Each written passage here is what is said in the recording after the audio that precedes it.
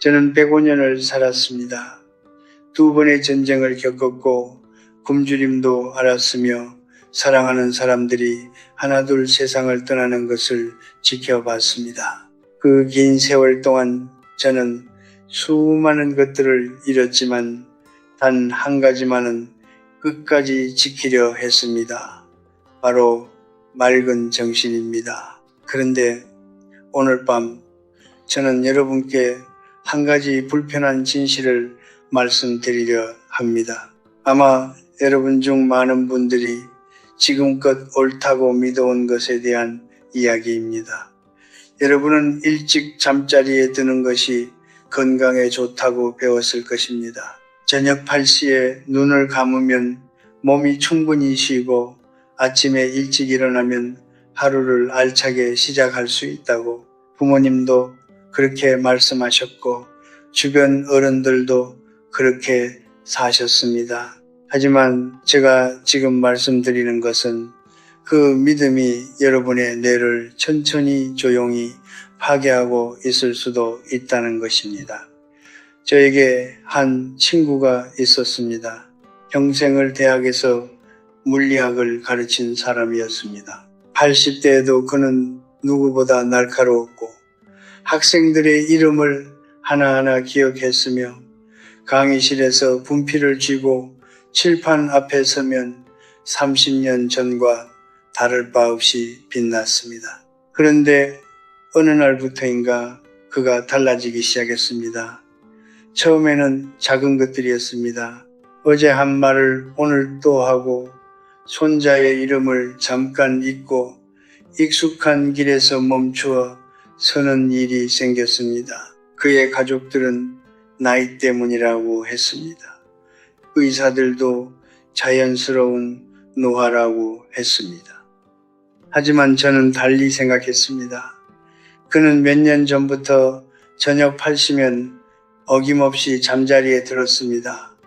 그것이 건강한 노년의 비결이라고 스스로 믿으면서 뇌는 단순히 쉬기 위해 잠드는 것이 아닙니다. 잠은 내가 내일을 살아낼 힘을 조용히 준비하는 시간입니다.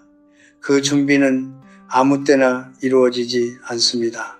특정한 시간대에 특정한 깊이로 잠들었을 때만 뇌는 스스로를 청소하고 기억을 정리하고 손상된 세포를 복구합니다.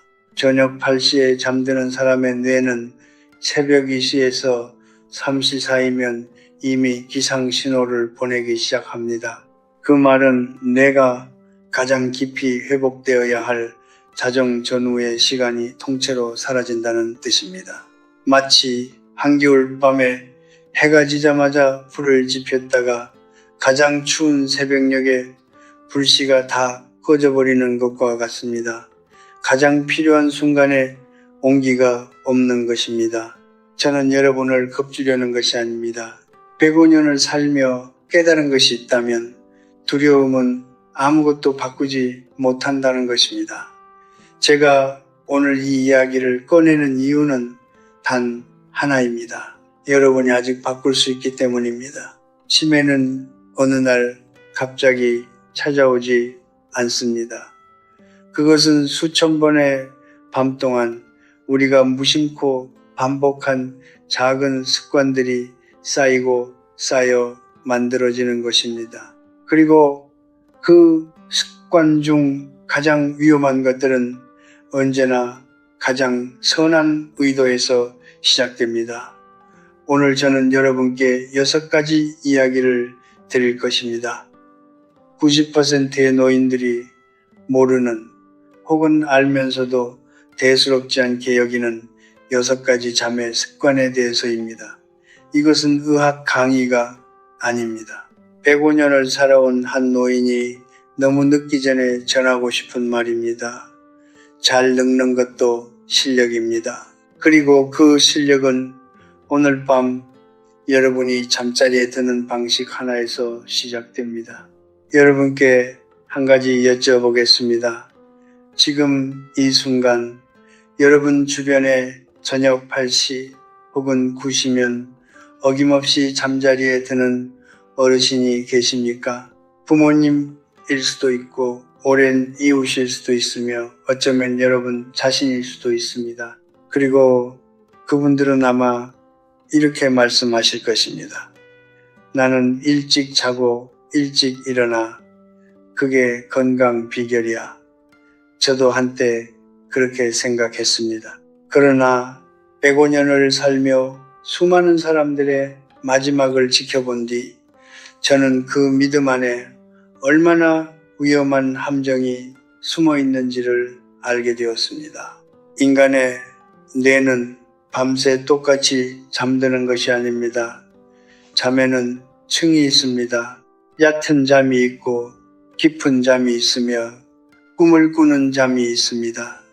그리고 이 층들은 밤의 특정한 시간대에 맞춰 정교하게 설계되어 있습니다. 뇌가 가장 깊이 회복되는 시간은 자정 전후입니다. 바로 그 시간에 뇌는 낮 동안 쌓인 노폐물을 씻어내고 손상된 신경세포를 조용히 복구하며 흩어진 기억들을 정리하고 저장합니다.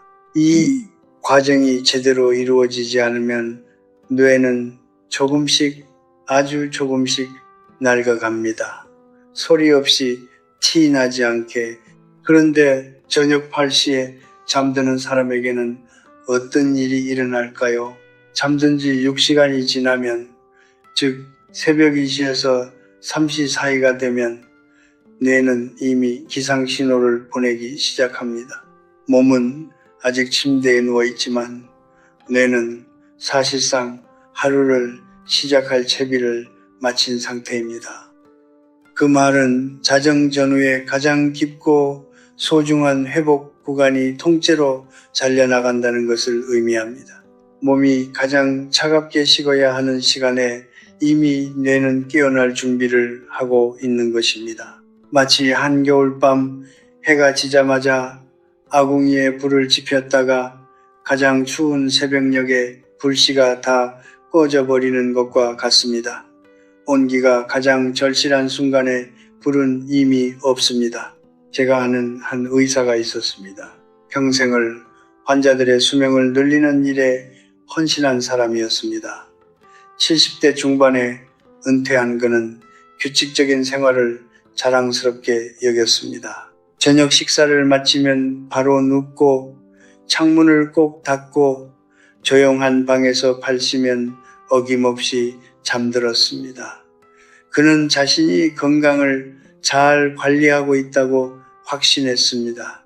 그러나 80대 초반이 되면서 그의 기억은 서서히 흔들리기 시작했습니다. 진료 기록을 잊고 가족 생일을 놓치고 어느 날은 수십 년을 살아온 동네 길 위에서 멈춰 서버렸습니다. 그는 나이 탓을 했습니다. 하지만 저는 그의 밤들을 생각했습니다. 일찍 시작되어 너무 일찍 끝나버린 그 수천 번의 밤들을 중요한 것은 몇 시간을 자느냐가 아닙니다. 언제 자느냐입니다. 밤 11시에서 새벽 1시 사이에 잠들어 뇌가 자정의 회복 구간을 충분히 통과하게 하는 것, 그것이 단순히 일찍 눕는 것보다 훨씬 더 중요합니다. 잠의 양보다 잠의 위치가 내 운명을 결정합니다. 60년을 함께 살아온 배우자보다 매일 밤 여러분의 뇌를 돌보는 것은 바로 잠드는 시간입니다. 저는 오늘도 밤 10시 이후에 잠자리에 듭니다. 젊은 사람들은 웃습니다. 교수님, 나이 드시면 일찍 주무셔야 하는 거 아닌가요? 저는 그때마다 조용히 대답합니다. 나는 오래 살려는 것이 아니라 끝까지 내 정신으로 살고 싶은 것이라네. 잘 늙는다는 것은 몸을 오래 유지하는 것이 아닙니다. 마지막 날까지 내가 나로 있는 것입니다. 그리고 그 싸움은 오늘 밤 여러분이 몇 시에 눈을 감느냐에서 이미 시작되고 있습니다. 저는 젊은 시절 전쟁 중에 산속 토굴에서 잠을 자본 적이 있습니다. 차가운 흙바닥, 얇은 담요 한 장, 그리고 바깥에서 스며드는 냉기, 그때는 그것이 고통이라고만 생각했습니다. 그러나 지금 돌이켜보면 그 차가운 밤들이 오히려 제 뇌를 지켜준 것인지도 모른다는 생각을 합니다. 현대의 노인들은 따뜻하고 편안한 침실을 갖추고 있습니다. 두툼한 이불, 난방이 잘 되는 방, 창문을 꼭 닫은 아늑한 공간. 그런데 바로 그 편안함이 뇌가 가장 깊은 잠으로 들어가는 문을 닫아버리고 있습니다. 인간의 몸은 깊은 잠에 들기 위해 반드시 한 가지 과정을 거쳐야 합니다. 체온이 내려가야 합니다. 잠이 들기 시작하면 우리 몸의 핵심 체온은 서서히 낮아집니다. 이 체온 저하가 뇌에게 신호를 보냅니다. 지금이 진짜 잠들 시간이다. 그 신호를 받아야만 뇌는 얕은 잠의 층을 지나 깊은 회복의 단계로 내려갈 수 있습니다. 그런데 침실 온도가 너무 높으면 이 과정이 방해받습니다. 몸은 체온을 낮추려 하지만 더운 공기가 그것을 막습니다. 결국 뇌는 밤새 얕은 잠의 층을 맴돌다 아침을 맞이합니다. 8시간을 잤어도 뇌는 제대로 쉬지 못한 것입니다. 눈은 감겨 있었지만 뇌는 사실 밤새 긴장 속에 있었던 셈입니다. 수면 과학자들이 권장하는 침실 온도는 섭씨 16도에서 19도 사이입니다. 많은 분들이 이 말을 들으면 놀라십니다. 그렇게 차가우면 잠을 어떻게 자요? 하지만 생각해 보십시오. 우리가 깊은 잠을 잘 때 가장 편안했던 기억은 어디서 왔습니까? 선선한 가을밤, 창문으로 서늘한 바람이 들어오던 그 밤이 아니었습니까? 몸은 이미 알고 있었습니다. 우리가 그 지혜를 잊은 것입니다. 침실을 너무 덥게 만드는 것은 뇌에게 넌 오늘 밤 제대로 쉬지 못할 것이다 라고 선고하는 것과 다르지 않습니다. 이제 세 번째 이야기를 드리겠습니다. 오늘날 많은 어르신들이 저녁을 드신 후 바로 소파에 앉아 TV를 보다가 졸리면 그대로 일어나 잠자리에 드십니다. 저녁 식사와 취침 사이의 간격이 한두 시간도 채 되지 않는 경우가 많습니다. 그리고 이것이 두 번째로 뇌의 자정 청소를 방해하는 습관입니다. 잠들기 2시간 전에 과식을 하면 몸은 소화 작업에 집중하기 시작합니다. 위장이 활발하게 움직이고 소화를 위해 체온이 올라가며 교감신경이 자극됩니다. 교감신경이란 무엇입니까? 그것은 몸을 긴장 상태로 유지하는 신경입니다. 싸울 준비를 하거나 도망칠 준비를 하거나 무언가에 집중할 때 활성화되는 신경입니다. 그 신경이 켜져 있는 동안 뇌는 진정한 회복의 잠으로 들어갈 수 없습니다. 뇌에는 글림프 시스템이라는 것이 있습니다. 쉽게 말하면 뇌 스스로가 자신을 청소하는 시스템입니다. 낮 동안 뇌는 열심히 일하면서 노폐물을 만들어냅니다. 그 노폐물 중에는 알츠하이머와 관련된 독성 단백질도 포함되어 있습니다. 이 청소는 오직 깊은 잠 속에서만, 그것도 교감신경이 완전히 쉬고 있을 때만 이루어집니다. 그런데 소화가 덜 된 음식이 위장 안에서 여전히 일하고 있다면 교감신경은 결코 완전히 쉬지 않습니다. 결국 뇌는 청소할 기회를 잃습니다. 노폐물은 조금씩 쌓입니다. 하루, 한 달, 1년, 10년, 그것이 어느 날 기억의 균열로 나타납니다. 저는 이것을 이렇게 설명합니다. 뇌는 매일 밤 목욕을 해야 하는 방과 같습니다. 그런데 잠들기 직전에 기름진 음식을 잔뜩 먹는다는 것은 목욕을 하려는 방 안에 진흙을 먼저 들이붓는 것입니다. 청소부가 아무리 열심히 일하려 해도 도구가 막혀버리면 청소는 되지 않습니다. 저녁 식사는 잠자리에 들기 최소 3시간 전에 마치십시오. 그리고 그 식사는 가볍게 드십시오. 저녁은 하루를 마무리하는 의식이지 몸에 짐을 싣는 시간이 아닙니다. 잠은 눈을 감는 순간이 아니라 마지막 식사를 마친 그 순간부터 이미 시작되고 있습니다. 저는 오랫동안 사람들이 죽어가는 방식을 지켜봐 왔습니다. 전쟁 중에는 갑작스러운 죽음을 보았고 평화로운 시절에는 느린 죽음을 보았습니다. 그리고 그 느린 죽음 중에서 가장 안타까운 것은 몸은 살아있는데 정신이 먼저 떠나버리는 경우였습니다. 치매입니다. 저는 평생 동안 수십 명의 지인들이 그 길을 걷는 것을 보았습니다. 그리고 한 가지를 깨달았습니다. 그들의 마지막은 어느 날 갑자기 찾아온 것이 아니었습니다. 그것은 수천 번의 밤 동안 아무도 눈치채지 못한 채 조용히 쌓여온 것이었습니다. 오늘 저는 여러분께 많은 분들이 가장 가볍게 여기는 습관에 대해 이야기하려 합니다. 바로 코골이와 입으로 숨 쉬는 습관입니다. 주변에 코를 고는 분이 계십니까? 혹은 잠든 후 입이 벌어져 있다는 말을 들어보신 적이 있습니까? 많은 분들이 이것을 단순한 습관이라고 생각하십니다.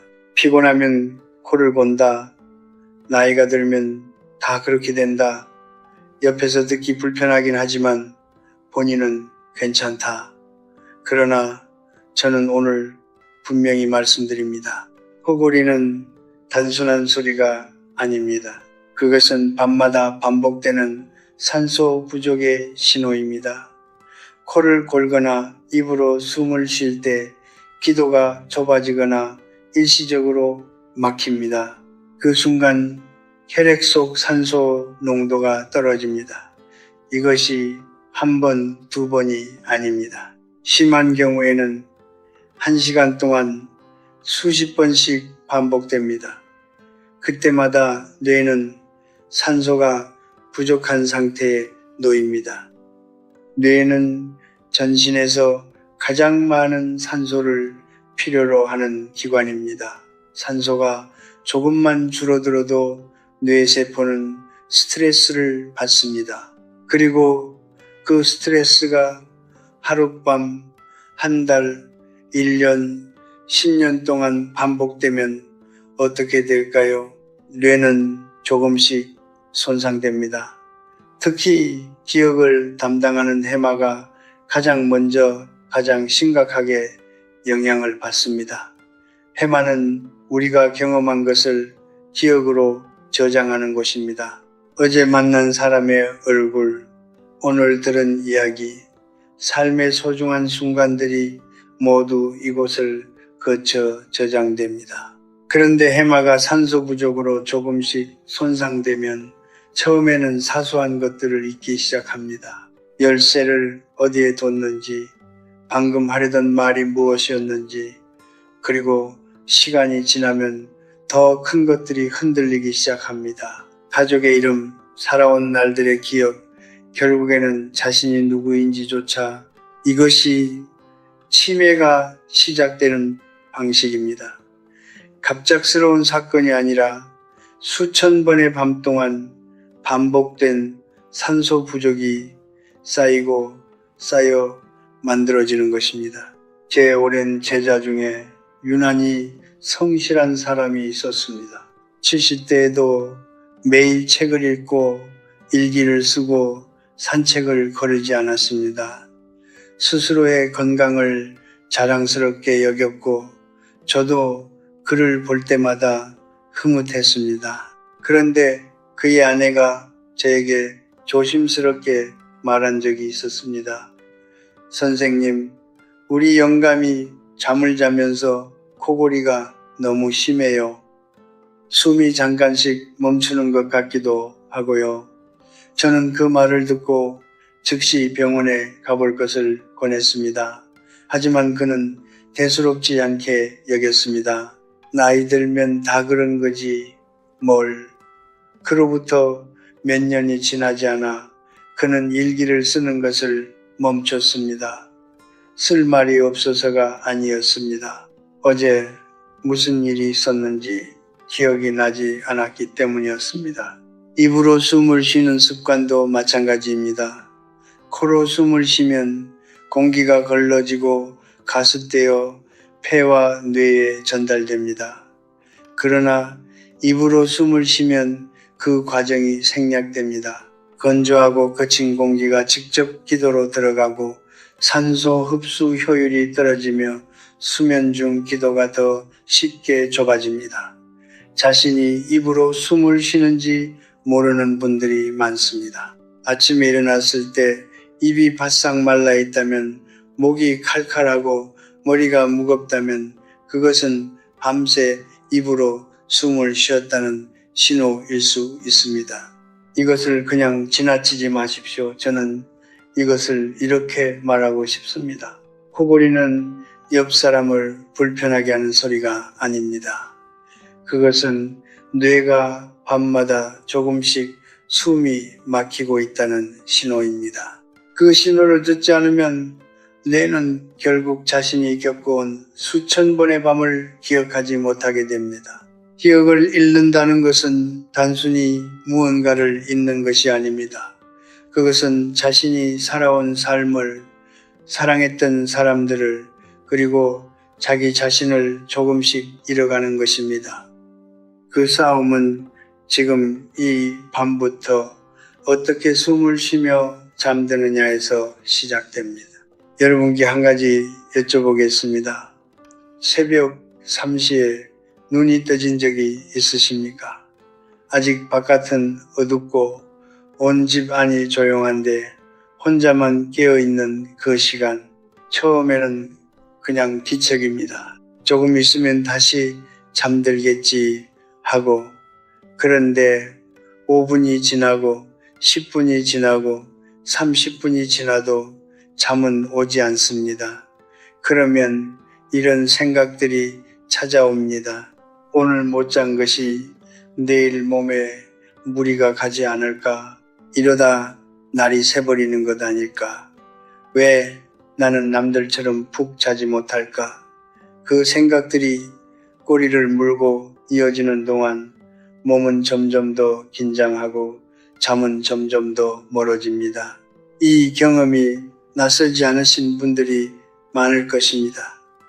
그리고 바로 이것이 5번째 습관입니다. 뇌는 놀라울 만큼 정직한 기관입니다. 뇌는 경험을 통해 배웁니다. 어떤 장소에서, 어떤 상황에서 어떤 감정을 느꼈는지를 기억합니다. 그리고 비슷한 상황이 반복되면 뇌는 그 연결을 점점 더 강하게 굳힙니다. 이것을 조건화라고 합니다. 침대에 누워서 뒤척이고 불안하고 잠을 이루지 못하는 밤이 반복되면 뇌는 서서히 이렇게 배우기 시작합니다. 침대는 잠드는 곳이 아니라 불안하고 긴장하는 곳이라고 처음에는 의식하지 못합니다. 그러나 그 학습이 수십 번, 수백 번 반복되면 침대에 눕는 것 자체가 뇌에게 각성의 신호가 됩니다. 피곤한 몸으로 누웠는데 오히려 정신이 더 말똥말똥해지는 경험, 바로 그것입니다. 수면 전문가들은 이것을 수면 족구나 장애라고 부릅니다. 하지만 저는 학문적인 이름보다 더 직관적인 표현을 씁니다. 침대가 배신자가 되어버린 것입니다. 원래 침대는 몸과 뇌에게 안전하고 평온한 장소여야 합니다. 그 안전함이 뇌를 이완시키고 이완이 깊은 잠으로 이어지는 것입니다. 그런데 침대 위에서 불안과 각성을 반복하면 그 장소가 가진 의미가 바뀌어 버립니다. 뇌는 더 이상 침대를 안식처로 인식하지 않습니다. 오히려 그곳은 잠들지 못할지도 모른다는 두려움이 시작되는 장소가 됩니다. 그리고 그 두려움은 갈수록 깊어집니다. 저는 70대에 이 문제를 직접 겪은 한 여성을 알고 있었습니다. 평생을 성실하게 살아온 분이었습니다. 자녀들을 키우고 남편을 뒷바라지하고 온 가족의 중심이 되어 살아온 분이었습니다. 남편이 세상을 떠난 후 혼자 남은 그녀는 이른 저녁부터 잠자리에 들었습니다. 할 일이 없어서가 아니었습니다.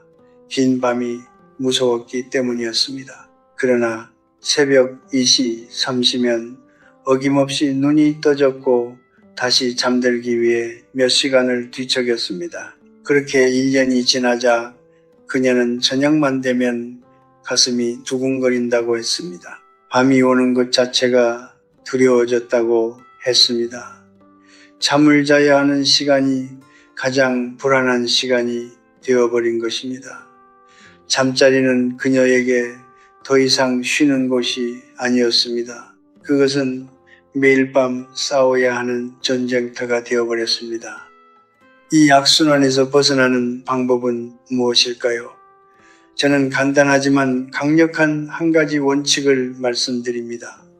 잠이 오지 않으면 침대에서 나오십시오. 15분에서 20분이 지나도 잠들 기미가 보이지 않는다면 일어나서 조용한 곳에 앉아 책을 읽거나 가만히 있으십시오. 그리고 졸음이 느껴질 때 다시 침대로 돌아가십시오. 이것이 쉽지 않다는 것을 압니다. 차갑고 어두운 새벽에 이불을 걷고 일어나는 것은 몸과 마음 모두에게 쉽지 않은 일입니다. 하지만 침대 위에서 뒤척이며 불안을 반복하는 것은 당장은 편해 보여도 뇌에게는 매우 나쁜 학습을 시키는 것입니다. 불편하더라도 일어나는 것이 뇌가 침대를 다시 안식처로 기억하게 만드는 유일한 방법입니다. 침대는 오직 잠을 자는 곳이어야 합니다. 걱정하는 곳도 아니고 스마트폰을 보는 곳도 아니고 내일 일을 계획하는 곳도 아닙니다. 오직 잠, 그 경계를 지키는 것이 내게 가장 소중한 선물입니다. 저는 105년을 살아오면서 많은 것을 잃었습니다. 그러나 잠만큼은 언제나 경건하게 대했습니다. 잠은 게으름이 아닙니다. 잠은 내일의 나를 만드는 시간입니다. 그 시간을 두려움으로 채울 것인지 평온함으로 채울 것인지는 오늘 밤 침대에서 내가 어떤 선택을 하느냐에 달려 있습니다. 뇌는 여러분이 가르치는 대로 배웁니다. 오늘 밤부터 침대에게 다시 안식의 의미를 가르쳐 주십시오. 저는 매일 아침 창문을 엽니다. 날이 맑든 흐리든 몸이 가볍든 무겁든 상관없이 눈을 뜨면 가장 먼저 하는 일이 그것입니다. 주변 사람들은 처음에 그것을 단순한 습관이라고 생각했습니다. 하지만 저는 압니다. 그것이 단순한 습관이 아니라는 것을, 그것은 제가 매일 아침 뇌에게 건네는 가장 중요한 신호입니다. 오늘도 살아있다. 오늘도 시작한다. 그 신호 없이는 뇌는 어제와 오늘을 구분하지 못합니다. 그리고 구분하지 못하는 날들이 쌓이면 뇌의 리듬은 서서히 무너지기 시작합니다.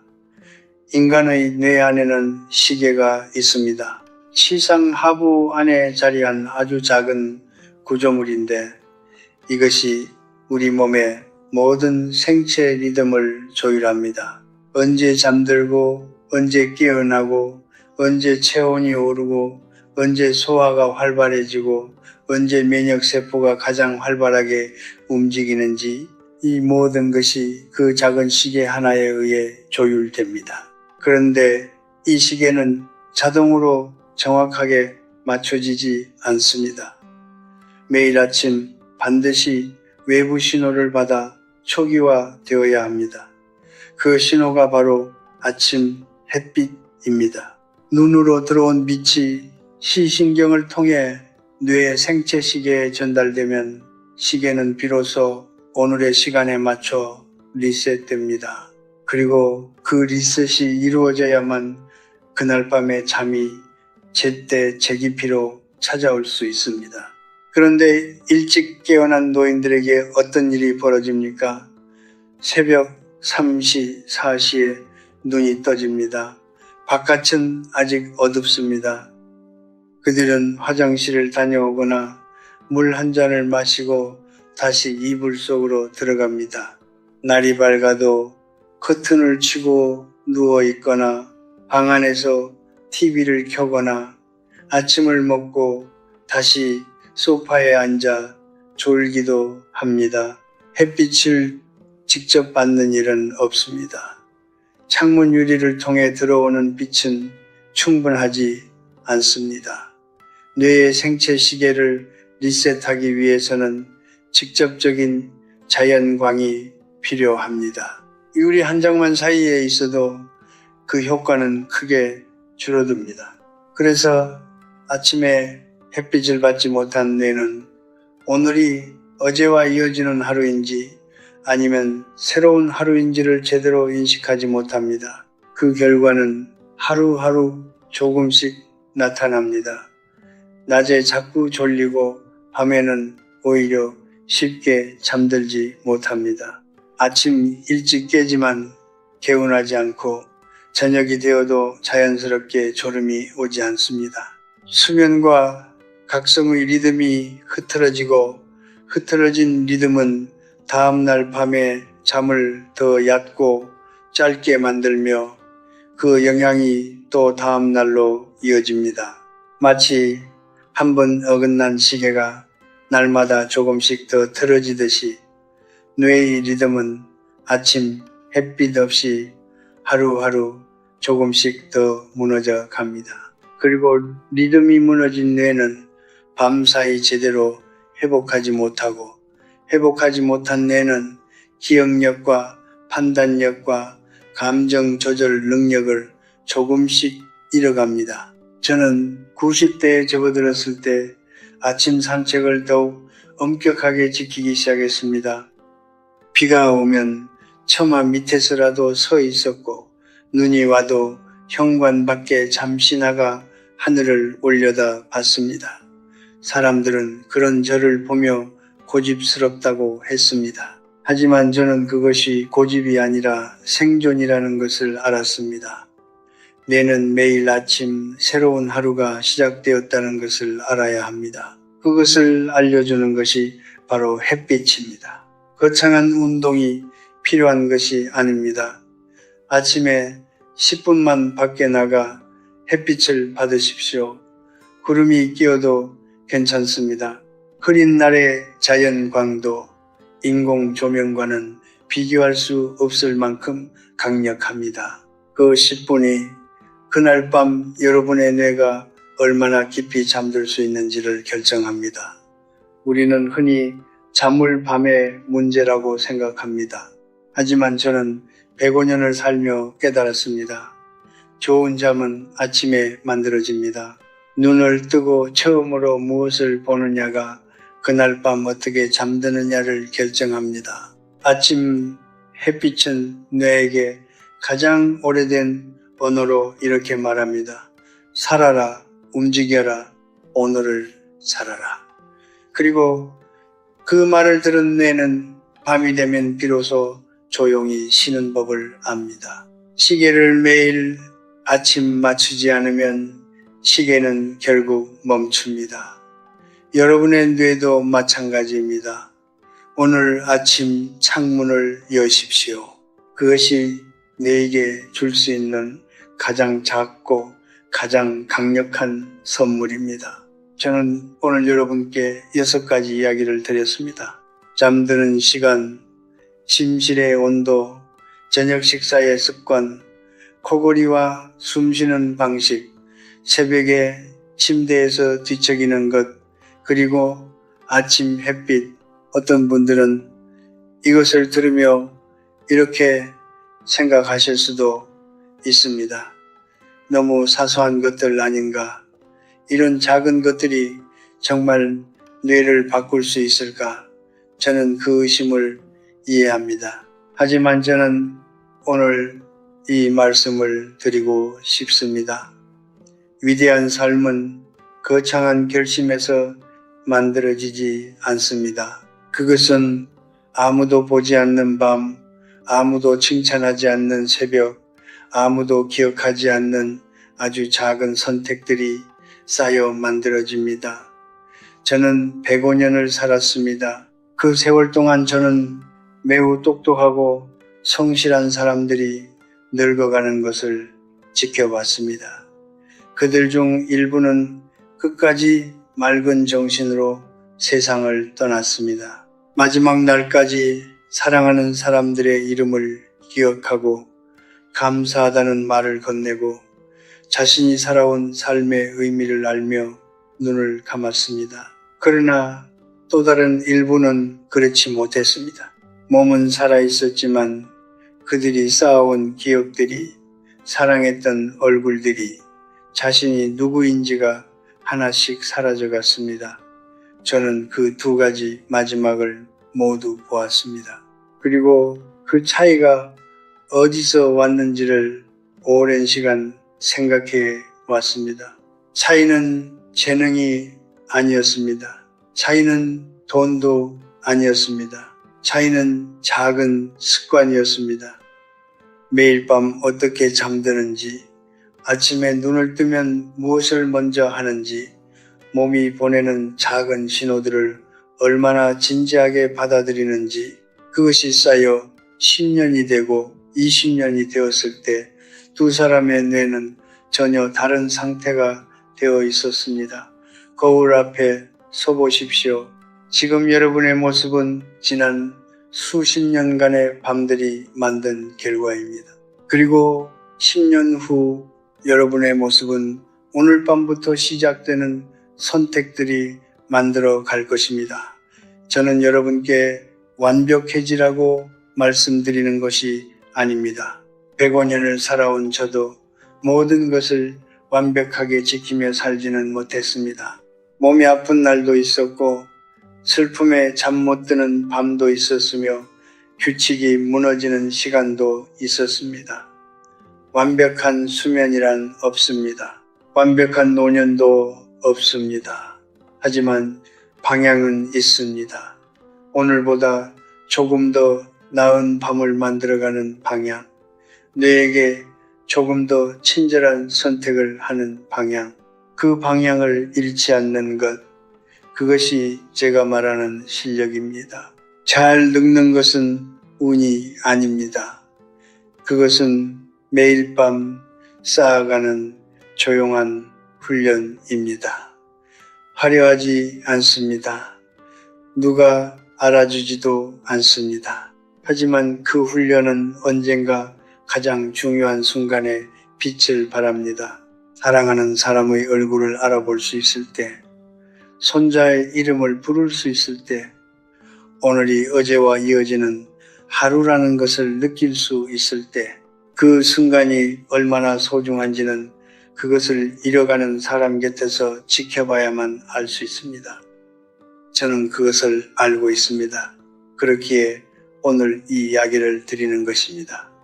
지금 이 영상을 보고 계신 여러분께 한 가지만 부탁드립니다. 오늘 밤 잠자리에 들기 전에 단 한 가지만 바꿔보십시오.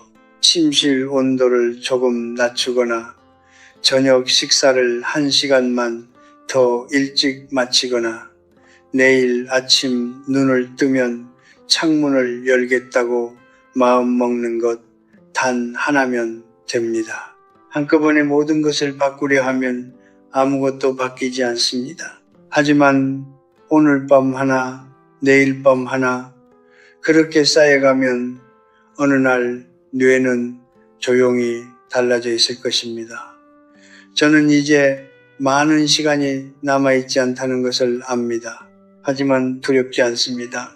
제가 살아온 날들을 기억하고 있고 사랑했던 사람들의 얼굴을 기억하고 있으며 오늘 아침 창문으로 들어온 햇빛의 온기를 기억하고 있기 때문입니다. 기억한다는 것은 살아있다는 것입니다. 그리고 그 살아있음은 매일 밤 뇌를 돌보는 작은 선택들이 지켜준 것입니다.